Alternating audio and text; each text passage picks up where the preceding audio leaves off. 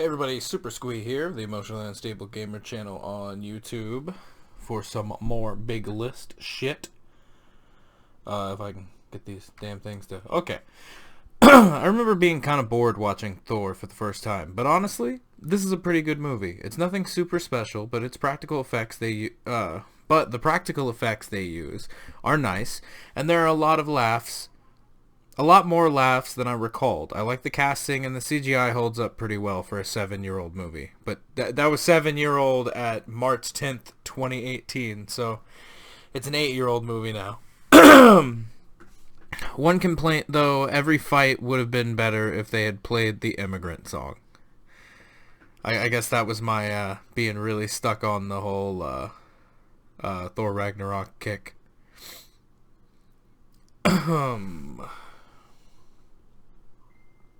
I really do like this first Thor movie, though. I liked it a lot more than I remembered liking it when I rewatched it for the list. And it could be a lot worse. If you've seen Thor Ragnarok and then you go back to watch this movie, you're gonna be like really disappointed. But I feel like it's an all right like jumping off place for the Thor movies.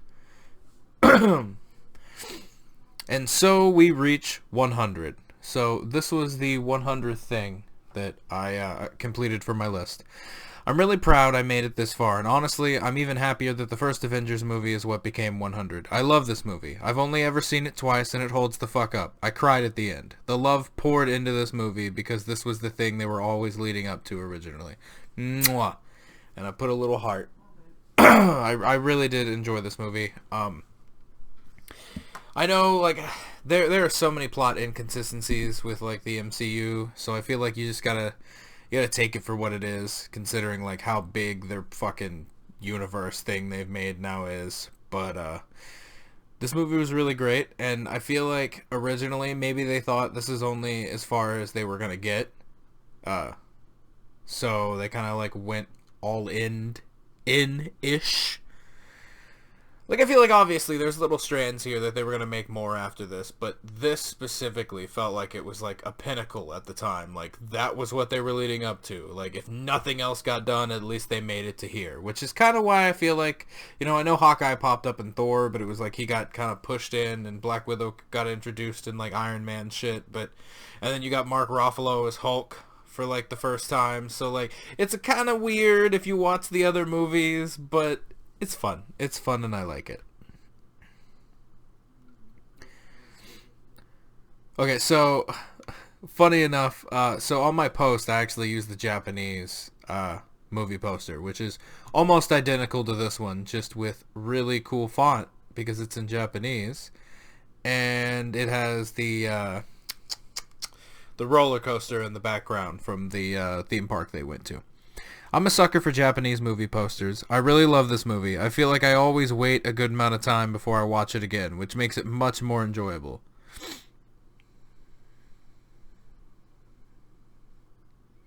And then I made some inside joke at my friend. So I really like Zombieland. I still haven't seen the sequel yet. I know there's also like an Amazon series that I've heard is pretty okay / good. But I've never really, like, looked into reviews of it or anything like that, so I can't be for certain, and I've never actually watched it. I thought it was a really cool, like, interesting premise. I know it's just, like, zombies and a couple of characters that are, like, state names or city names or whatever, but I thought it was fun, and it was kind of like a different shift of zombies, because it was more comedic, but, like, not all the way comedic. And I love the jokes in this movie, and I just feel like the characters are really cool. Parts of this movie come off as bad writing, because it defies the logic you'd think some of these humans would have in those situations. Other than that, I did enjoy it, and it had some nice twists that were both cool and upsetting as someone who gushed with enjoyment watching Prometheus. The setting is gorgeous. What the fuck just happened? Give me just a second, guys, because my phone decided to freak out on the post I was trying to fucking read. So now I gotta get all the way back to it. Little tidbits here. in there. So I really did enjoy this movie. I loved Prometheus a lot, so I feel like this movie kind of slapped you in the face. But it was like really aesthetically pleasing. I thought the CGI and everything like looked gorgeous, like just absolutely gorgeous. And though the aliens aren't like, I feel like the movie's not scary in the sense of like a horror movie that like has you on your toes and you're like afraid of the alien, because obviously if the xenomorphs were like near me in real life, I'd be super fucking freaked out. But the movie didn't like scare me. It was just like really horrifying to look at the xenomorphs. It was spooky and fun. Okay, back to the post. Hopefully I don't accidentally tap this thing again. Come on, open back up. The setting is gorgeous and the CGI is fucking beautiful. Alien Covenant was not great, but it wasn't bad, and I want a sequel. Even though technically it's a sequel to a fucking sequel, or whatever. Don't know what the bottom says, because I don't speak whatever language that is. Some type of Latin root language, like Spanish or something. But I really liked the poster, and it was a high quality poster I could grab. Hemlock Grove starts off super boring in my opinion, but after episode 3 of the first season, it continued to ramp up and drag me in. It makes me happy it's self-contained, if in only 3 seasons. It was awesome seeing the actors get better at, well, acting, and the production costs going up, the sets being more and more beautiful. It's fresh and interesting take on some old genre staples. So, like, basic stuff here is, like, werewolf boy who, like, changes into, like, dog werewolf, not like, you know, the bipedal werewolves that a lot of people are used to.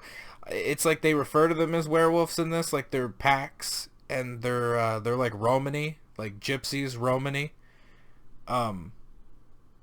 which is weird because like the characters seem like they're all white people, but I thought I remember them talking about it like they were Romany, so I don't know. There's all kinds of like broken, badly written, weird script pieces of this show, but I think it's like really interesting what they do with some stuff. I feel like it's like a Monster Mash type of TV show that kind of went weird directions. And it's based on a novel or a series of novels in the first place, which I haven't read, which I'm interested in because I feel like it'll elaborate more and make more sense. But it's like werewolf boy and vampire boy become friends, and there's all this weird stuff, and there's like sexual tension with the vampire boy's like mom, and it's all kinds of weird shit. If you like weird supernatural shit, then like watch the show. But it's not, I wouldn't say it's good, but it can be enjoyable. So I've been playing this arcade game since I was really young. I feel like a lot of people probably have. I played it for the first time at like a CC's Pizza. I have many a fond memory of playing this game religiously at the CC's Pizza in Tomball. I still remember the first time I beat it with my dad, and we only used 4 quarters.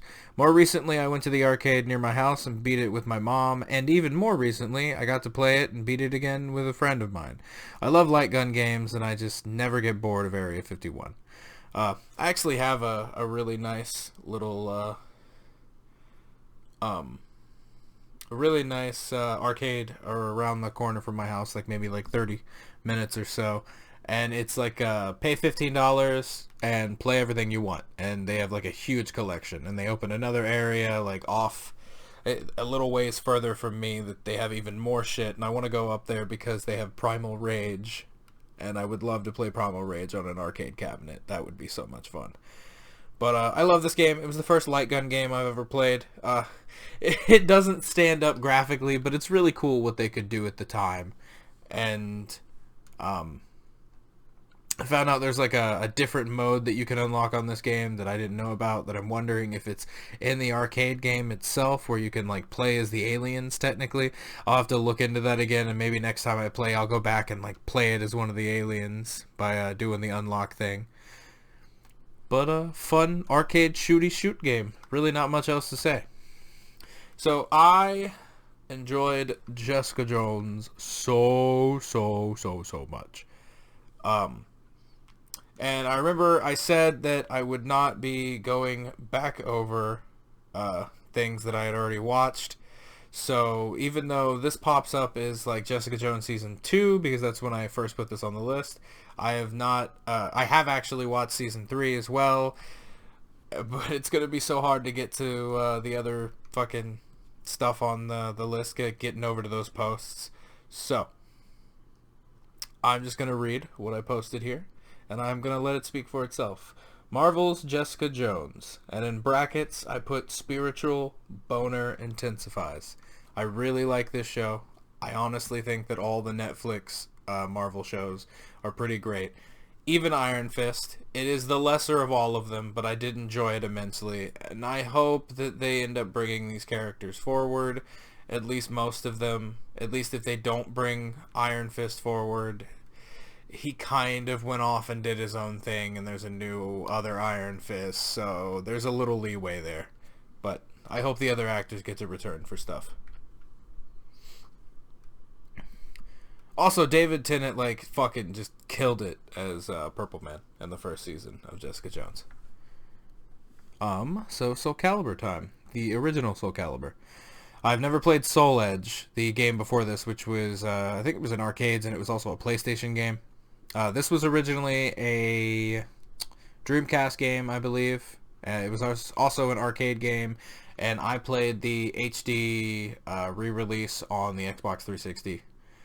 The first time I played Soul Calibur, it was an old modded Dreamcast a family friend had. I remember being drawn in by the easy-to-learn style of the game and the visuals that still hold up pretty well today. Since the game doesn't really have a story mode, I just played through arcade with every character. I love the distinct feeling of every character and how even the few characters that are clones are visually different enough for me not to care. The music is very well done and the stages are very pretty, especially considering how much of the backgrounds are pre-rendered. Looking forward to playing the other games in the series. Honestly, I can't wait till I get to the later games just to like do crazy shit and like make my own characters, because I like to make myself in any creative character games that I play. Oof. Oh, whoops. You might have heard a little sound, because apparently I had a video for this one that's just like a recording that says Halo, more like Galo. Absolute best part of Halo Wars was the part where I didn't know what the Spartan special ability does, and hijacked a scarab. Music is good. It's Halo. And the cutscenes, though pre-rendered, are gorgeous. Gameplay is a ton of fun, and it works well as a strategy game. My only issue, and it's not even an issue if you aren't a fan of StarCraft, is the whole game just screams StarCraft on Xbox. You got Covenant, Protoss, Flood, Zerg, and UNSC, the Terrans. They work similarly, and from a flyby view, look and act super samey. Like, legitimately, if I was to just walk past someone playing Halo Wars and I knew nothing about Halo, but I played a lot of StarCraft, I would probably assume they were playing StarCraft. Like, not even gonna lie. But I really like Halo Wars. I still would love to play the second one. I don't remember if it ever came out on PC or not. I know that Halo Wars got a definitive edition for PC that's on Steam and probably on the Microsoft Store. And I'd love to play that version just to see it in like higher fidelity than the Xbox 360 could handle. Also,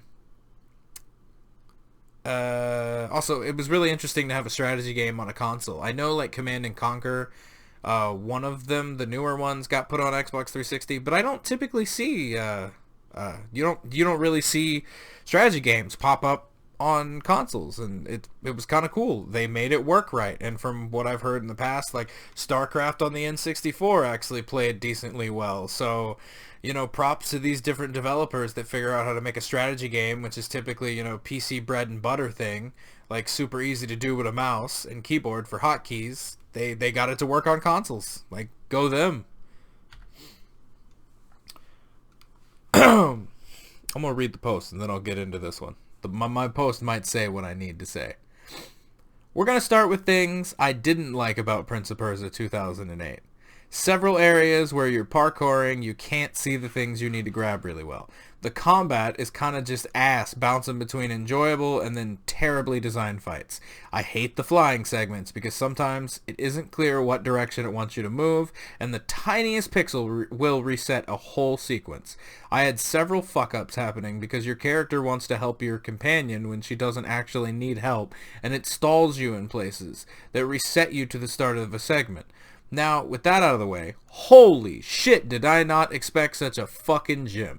The voice casting was fantastic, the character dialogue was super nice, I loved having a companion character that was actually helpful and for the most part didn't cause stress. The story was cool, nothing new but interesting. I loved the design of the world and the characters, and the cell shading is gorgeous. The controls take a while to get used to, but when you do, god damn is it fun to travel between zones. I also love the ending because it wasn't what I expected. If you have patience, because you'll need it, and you want a fun platformer that has some challenge, please play this game. So I played the Xbox 360 version of this game. I also did not play the DLC because I looked it up and I was just kind of like, I feel like I don't need that. I feel like it's just more of the same, and it kind of breaks the crazy ending and just still leaves you off at a cliffhanger because they said, oh, the prince will return and then we'll make another game, and then Ubisoft was like, here's Assassin's Creed, which I think Assassin's Creed actually came out before this did. But I feel like they were like, you know what, Assassin's Creed feels like the niche that is Prince of Persia, so we're not going to make any more Prince of Persia games. And I think they re-released like some HD copies of like the Sands of Time trilogy like later on. But other than that, they haven't touched, and I think there might have been like mobile games or DS games or some other shit, but they haven't really touched Prince of Persia at all, I don't think.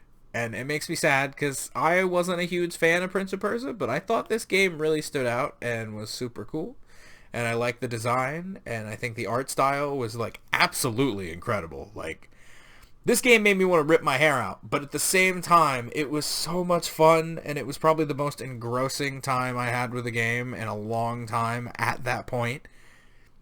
And it was just really awesome to feel that, and to feel like when there were points where like I fucked up and didn't get something to work right, or even when the game, like I felt like it was being unfair and some bullshit happened, it was like I wanted to see where the game was going.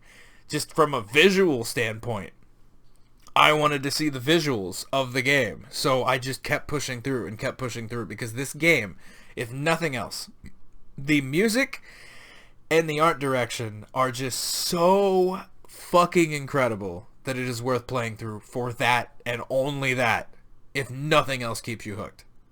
But that's gonna be it for this one, and thank you for watching, and I will see you guys later. Bye bye.